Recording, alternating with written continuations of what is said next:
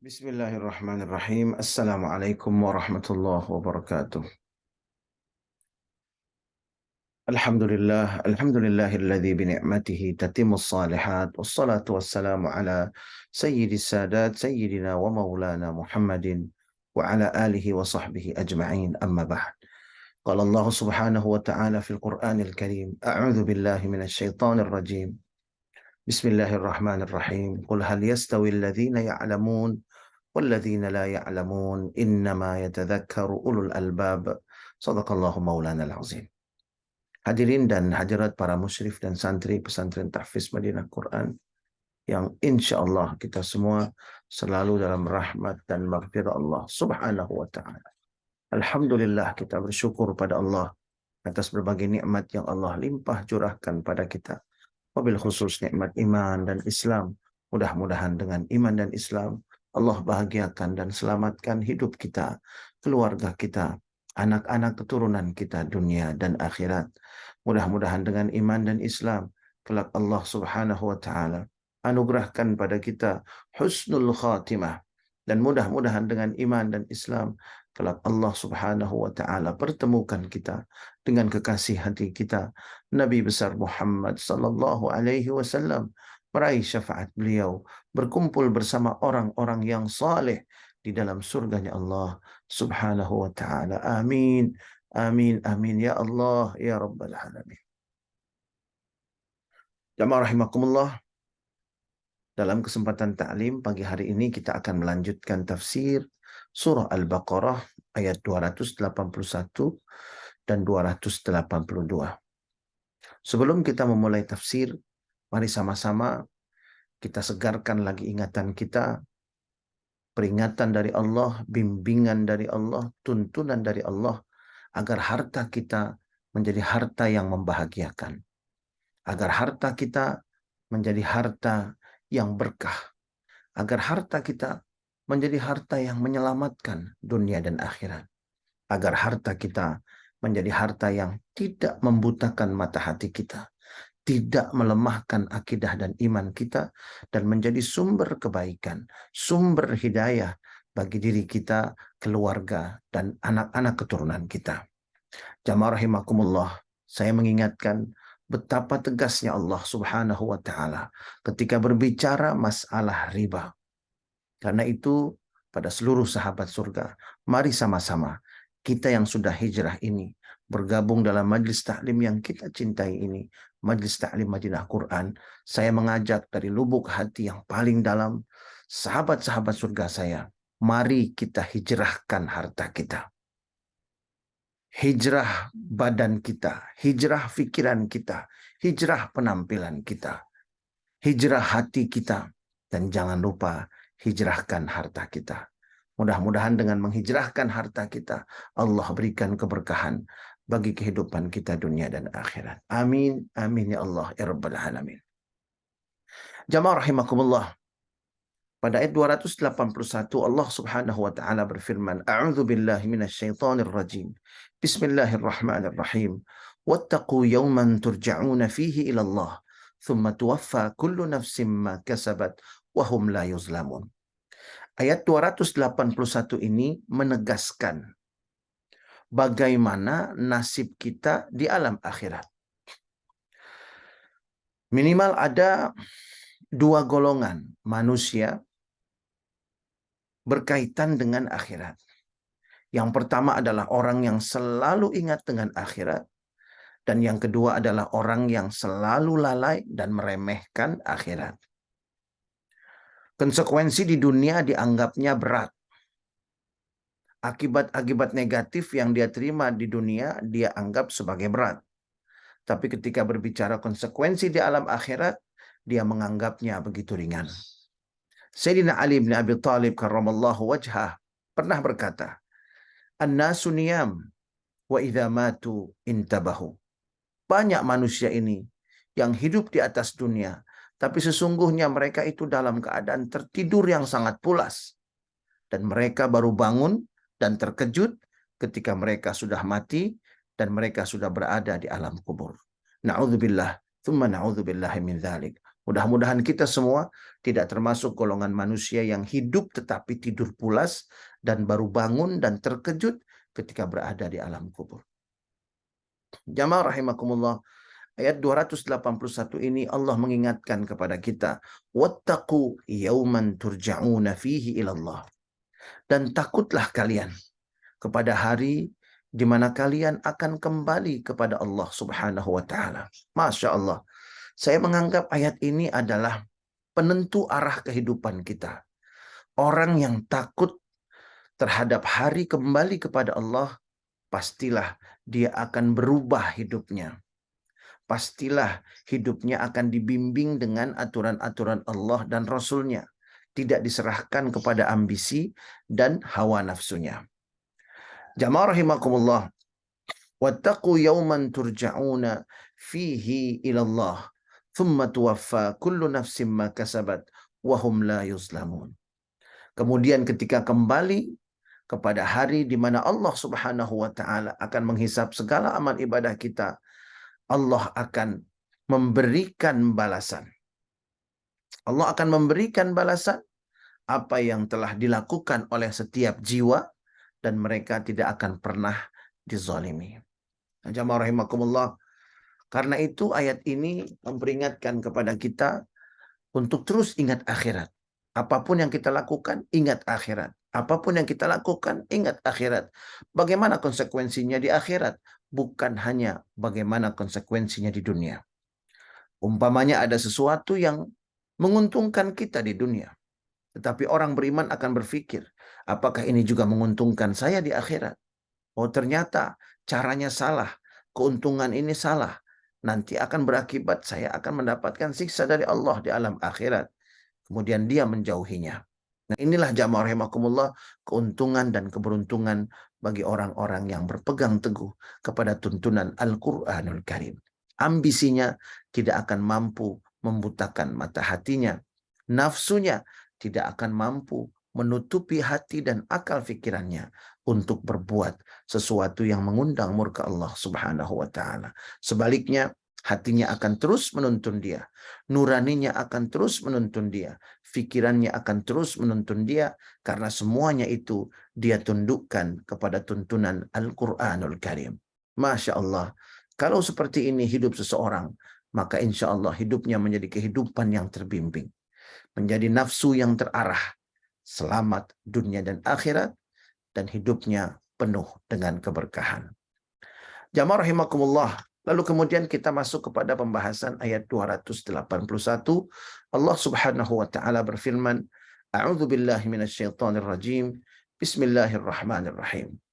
Ya ayyuhalladzina amanu idza tadayantum bidainin ila ajalin musamman faktubu.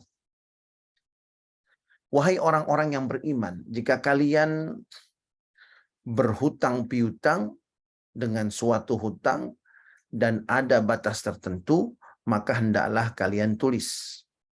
Kita lihat dalam tafsir Jalalain. Ya ayyuhalladzina amanu idza tadayantum. Wahai orang-orang yang beriman. Jadi sekali lagi ini panggilan ditujukan kepada orang-orang yang beriman.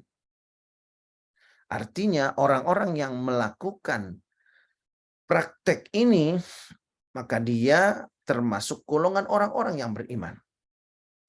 Seperti apa praktek yang dimaksud? Idza tadayantum. Dalam tafsir Jalalain disebutkan ta'amaltum. Idza tadayantum ay ta'amaltum. Wahai orang-orang yang beriman, jika kalian bermuamalah, jika kalian bertransaksi bidainin dalam bentuk hutang, kasalamin wa qardin, seperti transaksi pinjam meminjam, hutang menghutang, ila ajalim musamma, kemudian hutang itu disebutkan jangka waktu yang musamma ay ma'lum, yang diketahui, ditetapkan. Faktubuh, maka perhatikan perintah Allah, faktubuh, maka tulislah, istithaqan wa daf'an lin niza', Faktubuh perintah Allah Subhanahu wa taala untuk menuliskan transaksi-transaksi yang dilakukan dan khususnya transaksi hutang piutang. Faktubuh kata Allah maka tuliskan oleh kalian istithaqan wa daf'an lin niza'. Tujuannya adalah istithaqan untuk mendokumentasi perjanjian dan akad hutang tersebut. Wa daf'an lin niza' dan untuk menghindari konflik, menghindari perbedaan pendapat, menghindari sengketa dan perselisihan.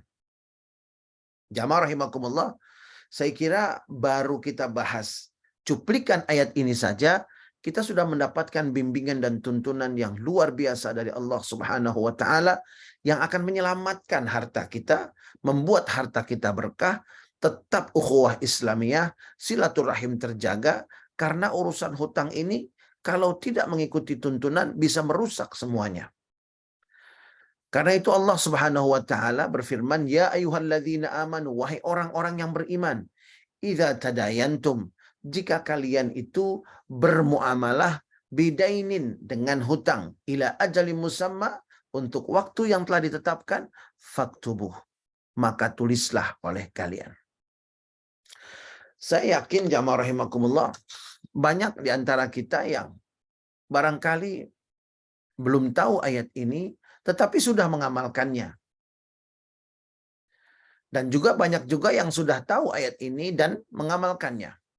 Nah, jamaah rahimakumullah, ketika kita belum tahu ayat ini kemudian mengamalkannya, akan terasa bahwa transaksi-transaksi kita akan lebih terjaga. Dan lebih lagi kalau kita sudah tahu dalam Al-Quran ada ayat ini. Maka insya Allah ketika kita menuliskan akad hutang secara tegas, secara tuntas, dengan niat untuk mendokumentasi, ada bukti, dan kemudian menghindari sengketa, maka kita akan mendapatkan pahala dari Allah Subhanahu wa taala dan juga transaksi kita akan terjaga. Jadi menuliskan akad hutang itu adalah perintah langsung dari Allah. Sekali lagi, yang memerintahkan kita untuk menuliskan akad-akad hutang itu adalah Allah Subhanahu wa taala. Jamaah rahimakumullah, banyak orang yang menyepelekan hal ini. Dan ini berlaku bagi siapapun. Karena itu saya sering mengulang-ulang bahwa salah satu prinsip kita di Majlis Ta'lim Madinah Quran yang kita ambil dari tuntunan Al-Quran dan As-Sunnah adalah akad harus jelas dan tuntas. Sekali lagi, akad harus jelas dan tuntas. Dalam hal apapun, termasuk dalam hal hutang piutang. Akad harus jelas dan tuntas kepada siapapun, termasuk orang-orang paling dekat dengan kita. Kalau hadiah, akadkan hadiah. Sebutkan itu hadiah. Kalau meminjam, sebutkan itu meminjam. Kalau meminjam kemudian sampai batas waktu tertentu, sebutkan batas waktunya. Kalau meminjam, pembayarannya boleh dicicil dan besaran cicilannya setiap bulan ditentukan atau dibebaskan, itu juga harus disebutkan. Jadi prinsip kita adalah akad harus jelas dan tuntas. Jamaah rahimakumullah, beberapa waktu lalu terjadi peristiwa. Ada seorang ibu yang memiliki anak laki-laki yang sudah berumah tangga. Lalu kemudian sang ibu memberikan rumahnya kepada anaknya ini. Rumah yang lain. Lalu kemudian oleh anak ini diterima rumah itu dengan akad ibunya berkata, pakai saja rumah ini sampai kapanpun kamu perlu. Nah, jamaah rahimakumullah, mari kita perhatikan kata-kata ibu ini. Pakai saja sampai kapanpun kamu perlu. Ini adalah akad. Akad pemberian rumah. Penyerahan rumah. Tapi bentuk pemberiannya, bentuk penyerahannya, jenisnya itu tidak jelas. Dan sangat bias. Terbukti ketika rumah yang besar itu kemudian dijual oleh anaknya. Ibunya yang tahu bahwa rumah itu dijual kemudian mempertanyakan, kenapa rumah itu dijual? Itu kan rumah ibu.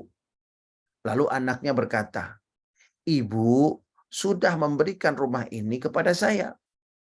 Jadi rumah ini bukan milik ibu lagi, tapi rumah ini adalah milik saya. Dan kalau milik saya bebas untuk menjualnya atau mempertahankannya. Lalu kemudian ibunya berkata, ibu tidak pernah menyerahkan dan memberikan rumah itu kepadamu. Ibu hanya bilang, pakai saja sampai kapan kamu perlu. Jamaah rahimakumullah, akhirnya muncullah kesalahpahaman. Akhirnya muncullah perdebatan. Dan jamaah rahimakumullah, kalau sudah seperti ini, saya yakin ibu itu pasti pada akhirnya akan menyerah dan menerima. Tetapi jamaah rahimakumullah, akad yang tidak tegas dan tidak tuntas ini membuat ada sedikit sesuatu di dalam hati ibu dan juga di dalam hati sang anak. Ini yang harus betul-betul kita jaga. Karena itu, bahkan kepada anak sendiri, kalau menghutangkan, bilang dengan jelas menghutangkan. Lalu kemudian sudah tegas hutang, buat akad yang tuntas. Kamu mampunya bayarnya kapan? Kamu mampunya mencicilnya berapa? Seperti itu. Atau seandainya tidak mau diputuskan, ditentukan, kamu boleh mencicil berapapun yang kamu sanggup. Nah, itu juga boleh. Yang penting akadnya tegas dan tuntas. Jangan sampai akadnya tegas, tapi tidak tuntas. Ini juga akan mengundang sengketa. Karena itu jamaah rahimakumullah, perintah Allah Subhanahu wa taala, faktubuh, maka tulislah oleh kalian akad hutang itu, disebut sebagai istithaqan dalam tafsir Jalalain, dokumentasi wadaf'an lin niza, dan untuk menghindari sengketa. Wal yaktub bainakum katibun bil adli, dan hendaklah dia menulis. Siapa yang menulis? Kutabuddain, juru tulis hutang. Masya Allah. Bahkan di sini Allah Subhanahu wa taala memerintahkan kepada kita bahwa yang menulisnya itu adalah orang ketiga. Bainakum katibun bil adli. Hendaklah menulis juru tulis hutang di antara kalian, dan pilihlah katibun bil adli. Pilihlah penulis dengan adil. Bil haqqi, dengan kebenaran. Dalam tafsir Jalalain disebutkan bil adli adalah bil haqqi fi kitabihi la yazid wa la yanqus fil mali wal ajal. Tulislah dengan penulis yang adil akad hutang kalian. Bahkan Allah Subhanahu wa taala mengarahkan bahwa yang menulisnya itu orang ketiga. Orang yang betul-betul jujur, orang yang betul-betul amanah, tidak menambah dan tidak mengurangi isi dari akad yang dilakukan oleh kedua belah pihak, si A dan si B. Masya Allah, jamaah rahimakumullah. Dan inilah yang dilakukan oleh semua perusahaan, saya kira. Oleh semua lembaga yang betul-betul menginginkan bahwa keuangannya itu aman, hutang-hutangnya aman, dan lain sebagainya. Dan ternyata itu adalah ibadah di dalam Islam. Karena itu ketika suatu perusahaan mengadakan MOU dengan perusahaan lain, kemudian yang menandatanganinya tahu bahwa ini adalah bimbingan Al-Quran, maka apa yang dia tanda tangani itu adalah ibadah, bukan sekedar MOU. Berbeda kalau dia menandatanganinya hanya sekedar, ya ini kan memang harus ditulis supaya jelas akadnya, tanpa dia tahu bahwa ini adalah perintah Allah. Jadi jamaah rahimakumullah, ketika kita mengetahui suatu perbuatan itu diperintah oleh Allah Subhanahu wa taala, padahal sebelumnya kita sering melakukan, maka ketika kita tahu itu perintah Allah dan terus kita lakukan, maka itu adalah tambahan ibadah bagi kita. Masya Allah, subhanallah. Karena itu jamaah rahimakumullah, Orang-orang yang menandatangani MOU, menandatangani kesepakatan, menandatangani akad hutang piutang, kalau mereka tahu mereka tanda tangani itu atas perintah Allah, maka itu bukan sekedar MOU dan akad biasa, tapi itu adalah ibadah yang akan menjadi pemberat timbangan amal kebaikannya di hadapan Allah Subhanahu wa taala ketika dihisab kelak. Dan jamaah rahimakumullah, di sisi lain itu akan mengamankan kepentingan duniawinya. Jamaah rahimakumullah, ditulis oleh penulis yang adil. Nah, jamaah rahimakumullah, kata-kata adil di dalam Islam barangkali memiliki makna yang jauh lebih luas daripada adil dalam bahasa Indonesia. Kalau adil dalam bahasa Indonesia, kita cenderung berpikir membagi sesuai proporsinya. Nah, kalau seperti ini berarti semua orang bisa adil. Bahkan yang berbeda agama pun bisa dibilang adil. Nah, jamaah rahimakumullah, dalam kitab Al-Ahkam As-Sultaniyah dan juga di dalam kitab-kitab hadis, Mustalahul Ahadis, disebutkan definisi adil yang dimaksud dalam syariat Islam. Adil itu satu, al-istiqamah fis sirah. Orang yang track recordnya itu bagus. Jadi kalau di masa lampau ada track record yang tidak bagus, maka dia tidak termasuk yang adil. Kemudian yang kedua, orang yang adil itu mutajanniban fil af'ali wal ahwal minal ma'asi wal fisqi wal fujur. Orang yang komitmen untuk menjauhkan, menghindari dirinya, baik perkataan, perbuatan, dan seluruh kondisinya, dari hal-hal yang bersifat kefasikan dan kemaksiatan. Kemudian yang ketiga yang disebut dengan adil adalah laisa bizalim, orang yang tidak zalim. Kemudian yang keempat, jamaah rahimakumullah, adalah laisa bighadir, orang yang tidak berkhianat. Nah, inilah yang dimaksud dengan adil, jamaah rahimakumullah. Jadi, adil dalam literatur-literatur syariat Islam itu memiliki makna yang lebih luas dan memiliki makna yang lebih spesifik. Bukan hanya adil itu mampu memberi sama kepada semua orang, tetapi adil itu juga berkaitan dengan diri pribadinya, berkaitan dengan integritas moralnya. Sehingga seumpamanya ada seseorang yang melakukan tindakan yang menurut kita adil, tetapi dia ahli maksiat. Dia berikan secara sama, tapi dia ahli maksiat. Maka di dalam Islam, orang tersebut belum bisa disebut sebagai orang yang adil. Karena adil harus mencakup semua komponen yang disebutkan tadi. Insya Allah jamaah rahimakumullah, kita akan lanjutkan pembahasan mengenai tafsir surah Al-Baqarah ayat 282 yang merupakan ayat terpanjang di dalam Al-Quranul Karim. Dan ternyata ayat yang terpanjang ini berbicara tentang harta kita. Allah ingin harta yang Allah amanahkan kepada kita menjadi sumber kebaikan untuk kita, menjadi sumber keberkahan untuk kita, dan mendorong kita untuk lebih taat lagi kepada Allah Subhanahu wa ta'ala. Bukan sebaliknya, harta yang melalaikan, harta yang membahayakan, harta yang menjerat orang itu fi dunya wal akhirah. Na'udzubillah, thumma na'udzubillahi min dzalik. Semoga Allah memberkahi harta kita dunia dan akhirat. Bismillahirrahmanirrahim. Alhamdulillahi rabbil alamin. Allahumma salli ala Sayyidina Muhammad wa ala ali Sayyidina Muhammad. Allahumma la tada' lana fi majlisina hadha dhanban illa ghafartah.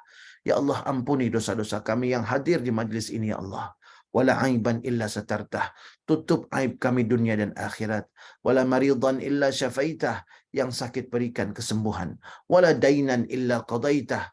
Yang berhutang mampukan untuk melunasi hutang-hutangnya. Wala hajatan min hawaijid dunya wal akhirah illa qadaitaha wa yassartaha ya Allah rabbal alamin.